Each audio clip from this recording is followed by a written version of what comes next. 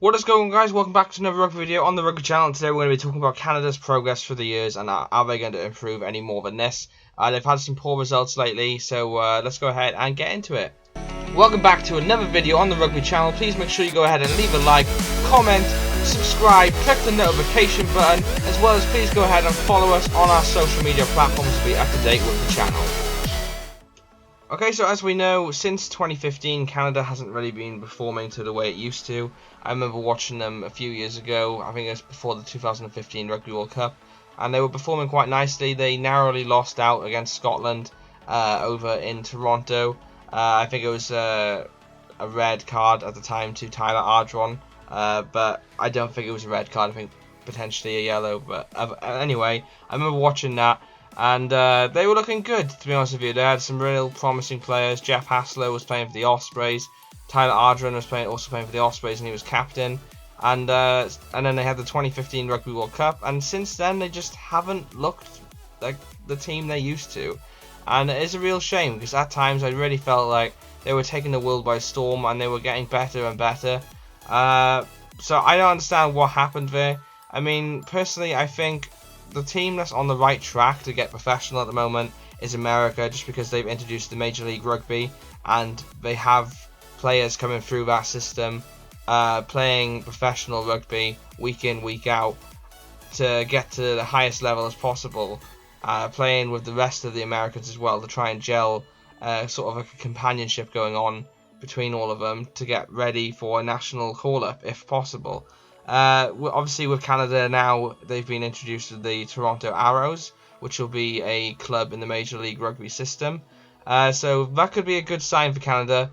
It all really depends on how they use the system. I mean, if they get a load of Canadian players playing for that team, and they build them up and eventually compete for the title year in, year out for the Major League Rugby, that's a good thing. And then if they get a few world-class players then in the other clubs around Europe, for example, they did have DTH van der Merwe. He was a very, very good winger in his prime. Obviously, he's retired for Canada now. So, but if they keep getting players that stand out like that and they're gelling the key positions then in the Toronto Arrows, I think it would be a real positive for them.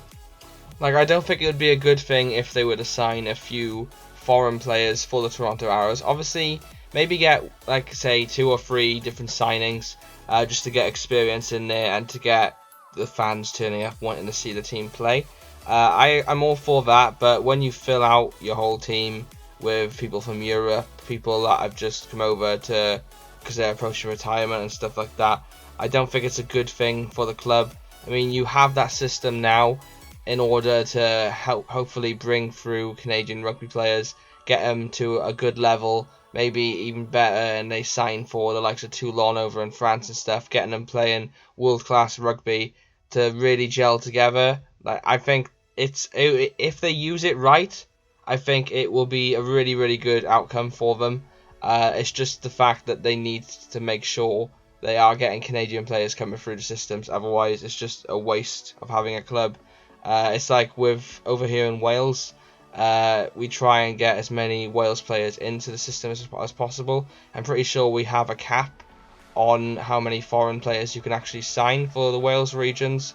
So yes, okay, it's annoying when we're likely it's never going to happen, that we're never going to really sign anybody big from around the world, but it's also a good thing that we're bringing in loads of players available for an international call-up for the country, and that's something that you really, really need in a professional club. And I think if the Toronto Arrows do that, I think it's a bright future for Canada. If they don't do that, I don't know, I can't see it getting any better until more players come through another way. But if you're not using the professional club to get players in, I don't know, there's not really any other way of doing it, to be honest with you.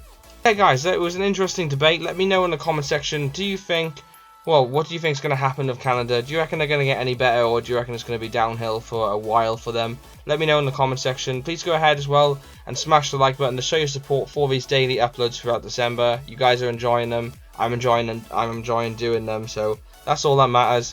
If you haven't already, please go ahead and subscribe. We upload rugby videos every single day, guaranteed throughout December, and then obviously going back to every single week, we upload about 3 videos every single week after December.